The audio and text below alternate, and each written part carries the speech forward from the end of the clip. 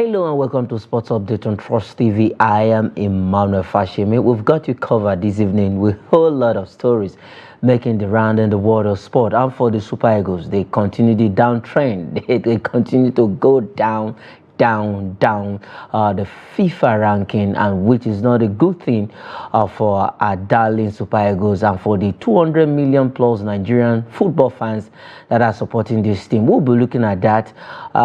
What's the way forward, how we to get out of this, and what the Super Eagles need to do to come back to the top. We remember sometimes in this world, in 1994, after the US in 94, Nigeria was ranked the 5th best country in the world. But what happens to that performance then? We will get to that and other stories on the show this evening. I've got Omonile Lasson on the show joining me this evening.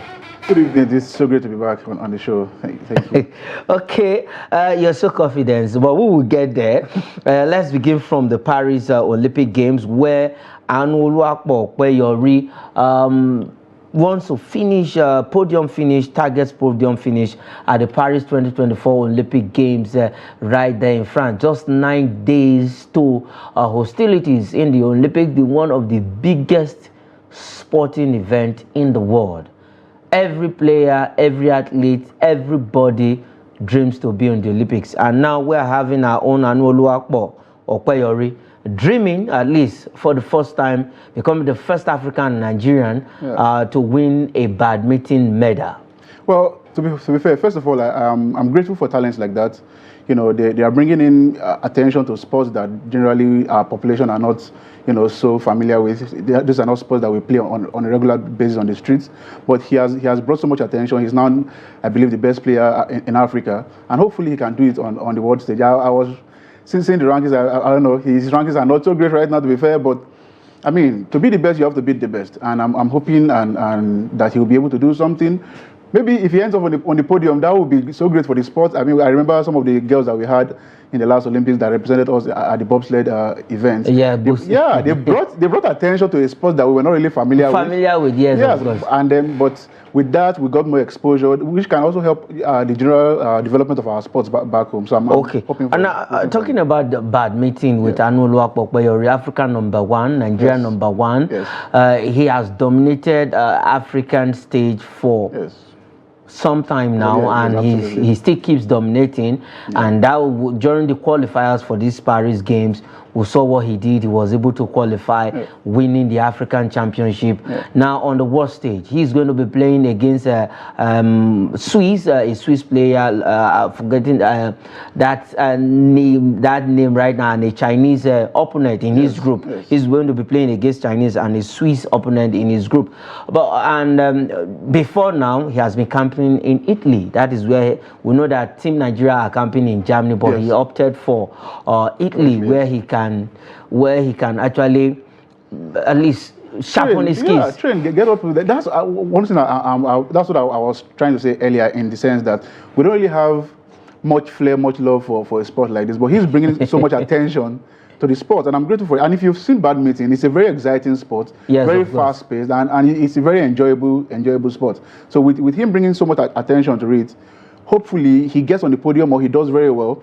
Then more people come after him, and then we will know that he was the one that set the pace for this to start. Okay, he was the one that set the pace for this particular sport in badminton. That is at the Paris 2024 Olympic Games. Anuluakpo aiming to finish on the podium, either bronze, silver, probably gold medal. He will become the first Nigerian to win a medal at all in badminton and set that pace on the continent of Africa and then in Nigeria. We are wishing him well. He has been putting everything in place to make seeing that he can do well in Paris Olympic Games, and he's also looking to break the jinx of not finishing at the podium finish when it comes to badminton. He was there at Tokyo 2020, but he couldn't get past through the first round, and in the classification game he also lost out. But this time around he wants to take it a step further. We always we're looking at Team Nigerian preparation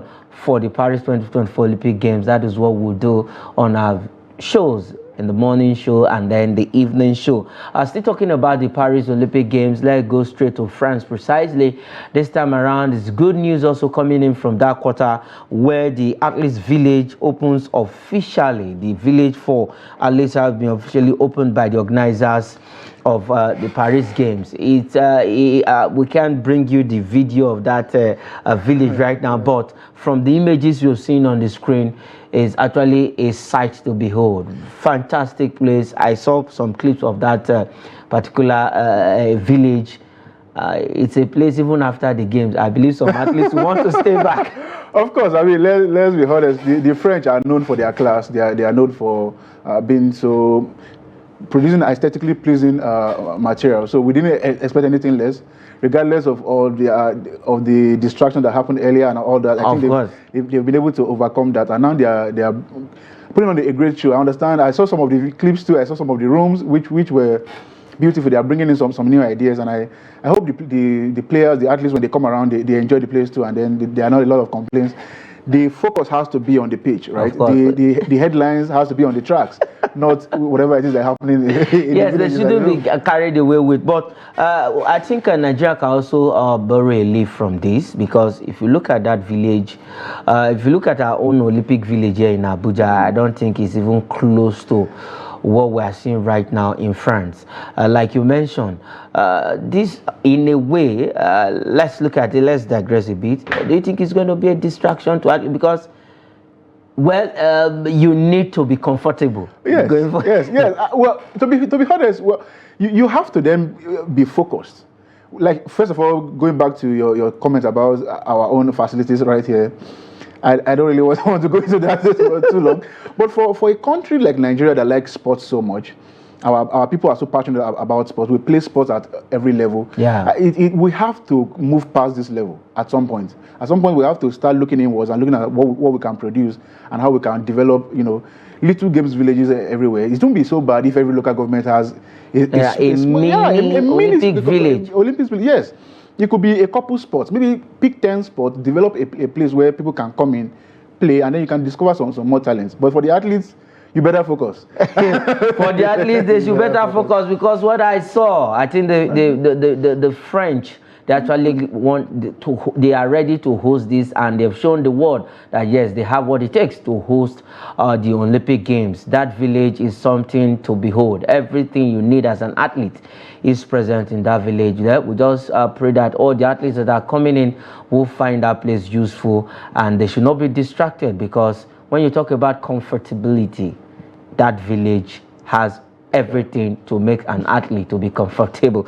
All right, let's leave that story and come back home. Let's come straight to Nigeria, and we'll go straight to NFF, where the Nigerian Football Federation is doing all they can to see how we can improve our league. And talking about improvement of the league, now they are set to improve officiating in the league.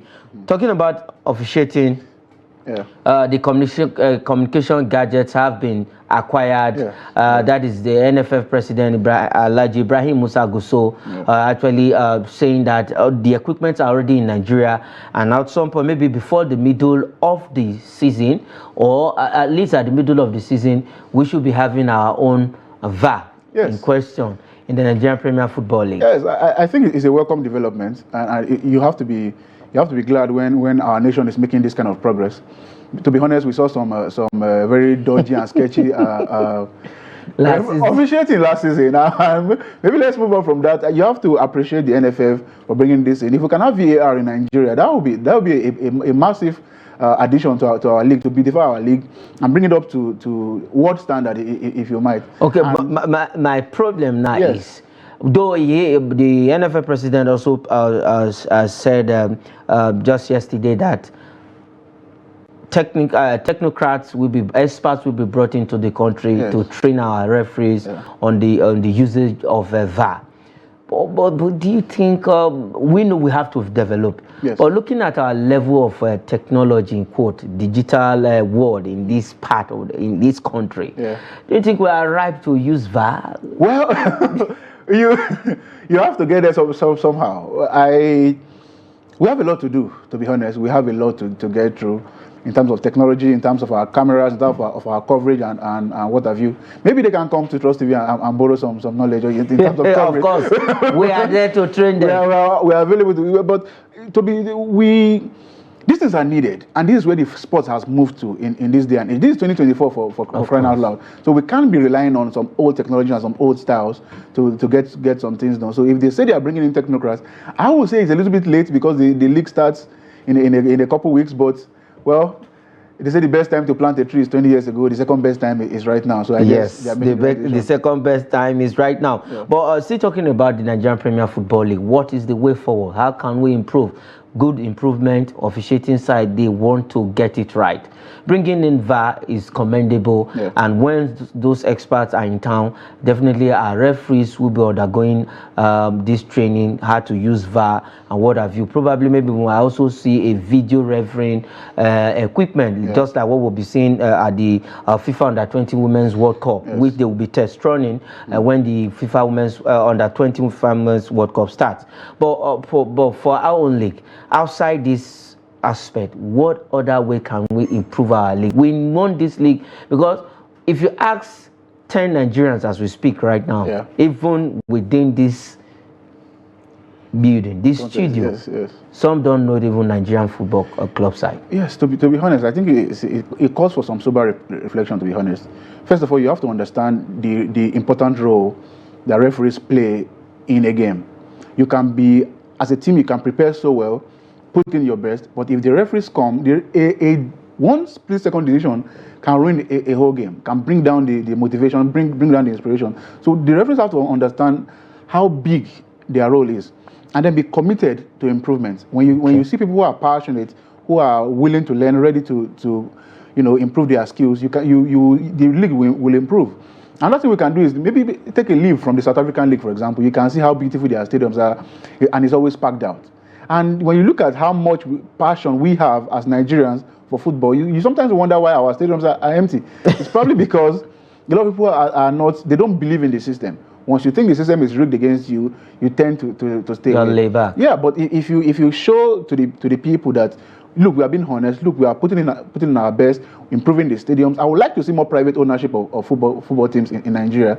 Have this, we have well-to-do people who are also passionate about sport. I mean, once in a while we see them travel to Europe to watch games. So why not invest here locally, buy up the team in your state, and then invest in it. And then when the referees see that the owners are getting more serious, the teams are playing better, our stadiums are improving, I'm very sure they too will feel the heat and up their games. Okay, they too will feel the heat and up their games. My first time on this show, actually advocated that the Nigerian government should embed it in some of their policies. If you want to own a company in this country, then you have to invest in sports, either kit, whatever. Pick one sport that at least you will be sponsoring, and there may be a football club side, then maybe you'll be producing their kit or whatever. That was my own opinion then, though. But let's see how we can go. But for the NFF, good one for them trying to improve the officiating. That is the way to go. Once the officiating is okay, definitely we can have investors coming to invest in our league. All right, let's leave that story and go straight to the big one that happened this afternoon. Super Eagles of Nigeria dropping one place to the 39th position in the world. Well, for the Super Eagles, the downward trend continues. After the AFCON 2023 Côte d'Ivoire, they were among the top 20, but before you know it, they nosedive straight to the 38th position, and now one step downward, 39. They say how much it's amazing how much difference can happen in such a short span of time. Just a few months ago, we were all behind the Super Eagles, shouting, so proud. I mean, we thought we were bringing the medal home. Football was supposed to be coming home to Nigeria, but unfortunately, he didn't at the time. Eluded us somehow the same way eluded the English boys. But it's unfortunate that we found ourselves in this place. But to be honest, we only have ourselves to blame. Yeah. Then we can look in the mirror, see where the problems were. I mean, we have an amazing crop of players. I know people are always looking at people that didn't end up joining us. You know, this guy is a Nigerian, he could have played for us. Leave those ones behind. Look at the ones that are actually playing for us. We have an incredible crop of players. If they don't even come, we have them in abundance. We do have them in abundance. We have some amazing players playing locally. We have some amazing players who are also playing for European teams. I mean, we have Victor Osimhen, Ademola Lookman. These are amazing players. Wilfred Ndidi, Kelechi Iheanacho. You can go on and on and on. So we have to look at ourselves in the mirror, take a good assessment of where we are, and then outline some of the things we need to do to move forward. I believe that if we put in just some small changes, the sky is the limit. Okay, the sky is now moving from the 38th position to now. Till now, we don't have a coach. Yes. As it stands right now, Yes. we are still doing what is called window shopping. Yes, NFF is still doing window shopping. Is this how we're going to remain, or is this how we are to progress? We can't. Unfortunately, the story of Nigerian football is usually one step forward, 3 steps back. I mean, just a few minutes ago, we were talking about the improvement in the league, and now the same NFF are to be blamed for the woes of the Super Eagles. It's unfortunate that we are still looking for a coach at this time. It's so unfortunate. But of course, there's been debate back and forth about whether or not we need a foreign coach or a local coach. Personally, I would advocate for a local coach, but apparently there are some people that don't respect a local coach. Why do you want a local coach? Because to play for your team, you need to love the team. That's just what happens. National teams, in my opinion, are not always down to tactics and whatever. Take Switzerland, for example. They always do well. They always represent their teams in international tournaments, and they're always doing very well. Yes, of course. Is it down to talents? No. Not necessarily.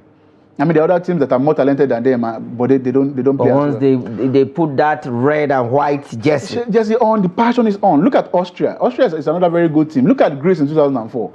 They went all the way to win the Euro 2004. So we need someone who actually loves this country, is passionate about this country, and wants to see us succeed. To be fair, football is one of the few things we have in this country to hold on to as a source of joy and inspiration. We cannot let that go, and we cannot be performing. All right, we cannot let that go as it stands right now for the Super Eagles.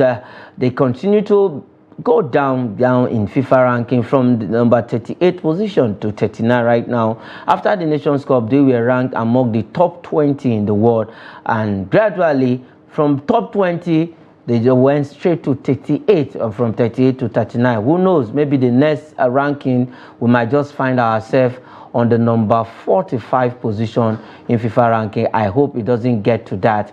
Probably we just have to redeem our image. And what this ranking do is that whenever you are going for a major competition, it helps you to avoid some of these big countries. It places you in a group where you can have, where there are no longer main small countries in football right now, but it can give you some easy fixture, and that is what it is with the Super Eagles. 39th position in the world, and it's not what we want to see. All right, let's quickly look at the African top 10. Let's look at the top 10 African team, how they are in the FIFA ranking. We have Morocco still occupying the first position, ranked number 14th in the world. Senegal is second with ranked number 19th in the world. Egypt is third with ranked number 36. Ivory Coast is fourth, ranked number 38 in the world. That was Nigerian's position before.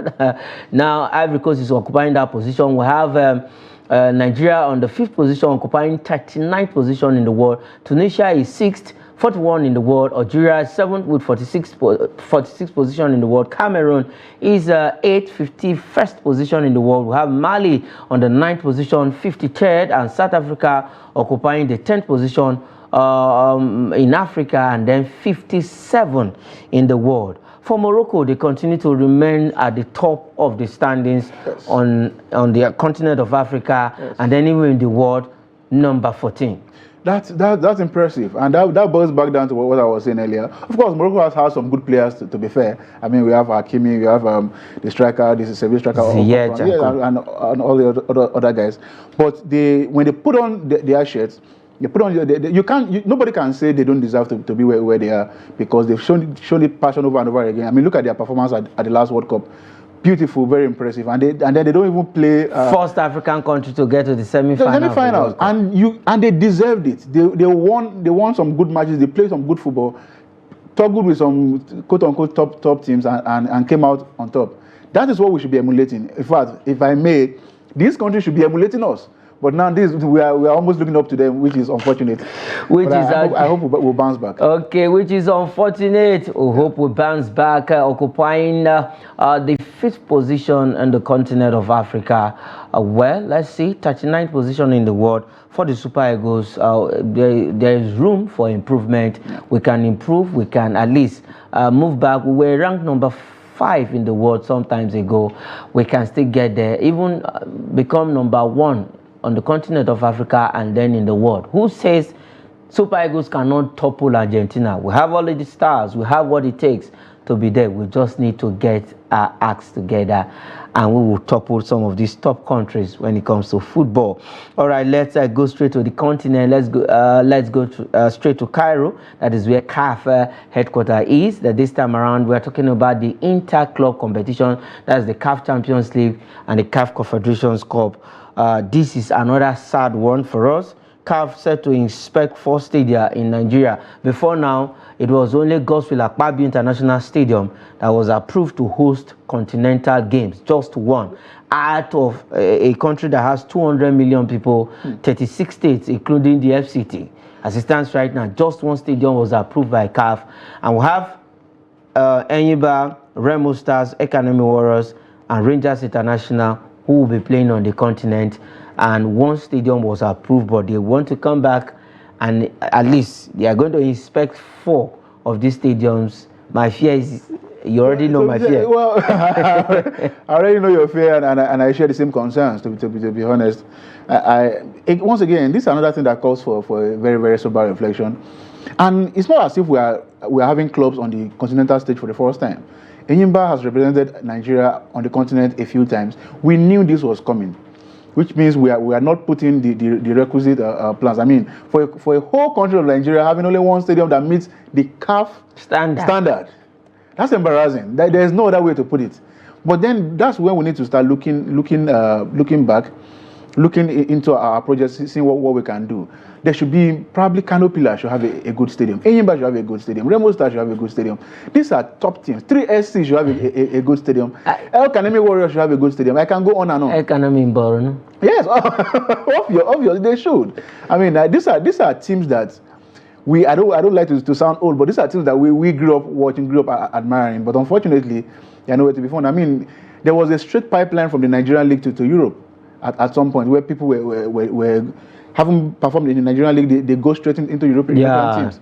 I mean, we saw it with Vincent Inyaman and some other top players over the years. But unfortunately, now, even when imagine if CAF comes and then says only Godswill Akpabio Stadium is still good enough, which means all teams that are representing Nigeria on the continent will have to be crammed that stadium. So imagine you have to travel all the way from Borno to go to Uyo to play football matches, and then you see them traveling into a bus. I mean, these are not good. And outside that, if you overuse that stadium, then it's going to. Then it start depleting. I mean, look at what has happened to our stadium here in Abuja. I mean, it's now become a ghost of a summer service. I tell you, if you go there, you just what you will see at the national stadium here is just. But what can we do to get out of this? We have state-owned some of these clubs. Yes. We just have few of the private-owned clubs in Nigeria, Remo Stars, and then for the first time in NPFL, we'll be having Ikorodu City is owned by a community.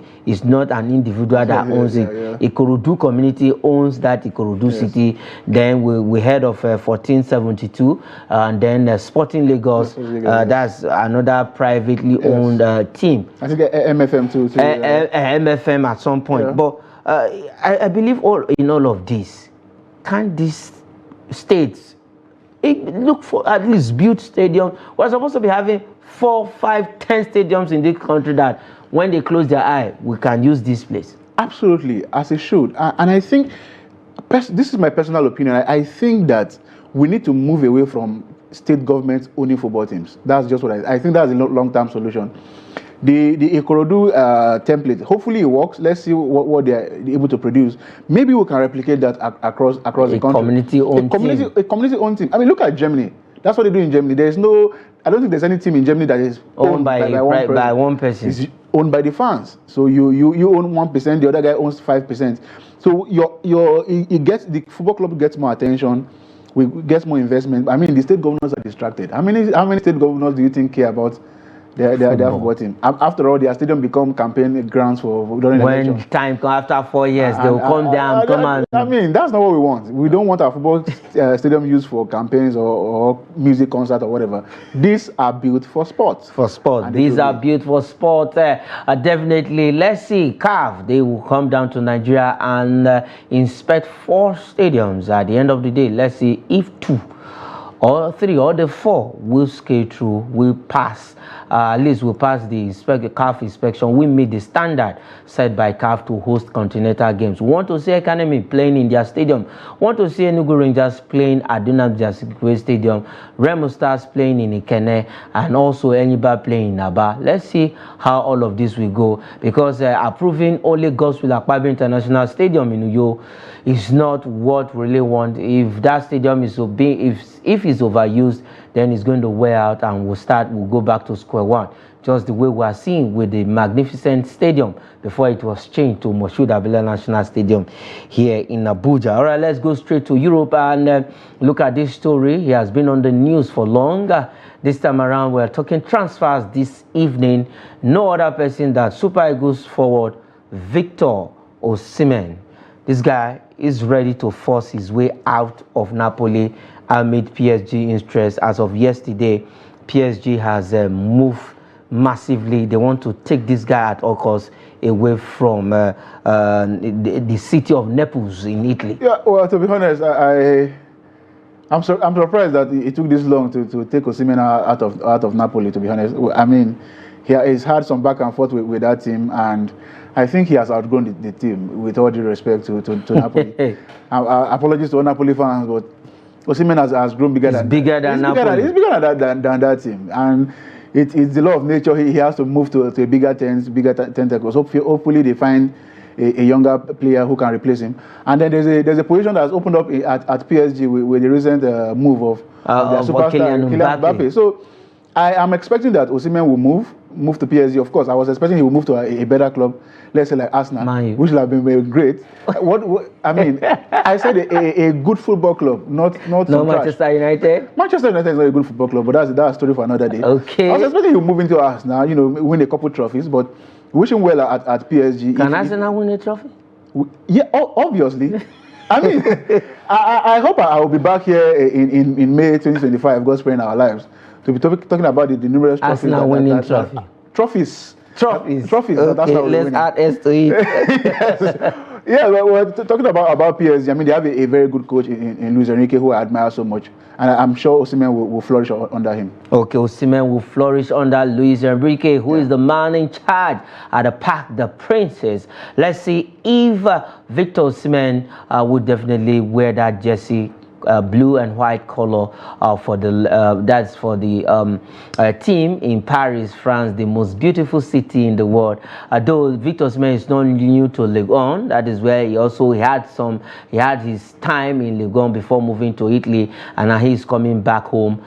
Where with that slogan, England is coming back home, and definitely he didn't go home at the end of the day. Spain had to just take it away. But for Victor Osimhen, he's trying to force his way out of Napoli. All right, let's go over straight to this next one quickly. Manchester United rejects Fulham bid for midfielder Scott McTominay. This guy, fantastic guy. Quickly, McTominay, Man U needs his services. They want him to stay. Yeah. For some reason, this is why I say Man United is not a great club anymore. For some reason, they are still struggling to hold on to McTominay. They just renewed Evans's contract. I will expect that they will move on from McTominay. Let him go to Fulham and get a better midfielder in. But to be honest, he has been a great servant. Delivered a couple goals last season. Let's see what he has in store for next season. But I would have expected them to move on and bring in another team. Okay. Another player, sorry. All right, for these, quickly before we go on the show, ex-Liverpool manager Jurgen Klopp not interested in England job. This man, they want to force him back to coaching duties. And then let's take the last one on the show this evening. Al-Nassr chase of Juventus goalkeeper Wojciech Szczesny collapsed. That deal would have gone through, and Al-Nassr, as it stands right now, won't have the services of this young man. All right. Lastly, this is where we'll be leaving it on the show this evening. Yes. Thanks for joining me, and it's a good one having you on the show. It's been a great pleasure. Thank you for having me this evening. Thank you. All right, that is it on Sports Update. I am Emmanuel Fashimi. Say thanks for watching.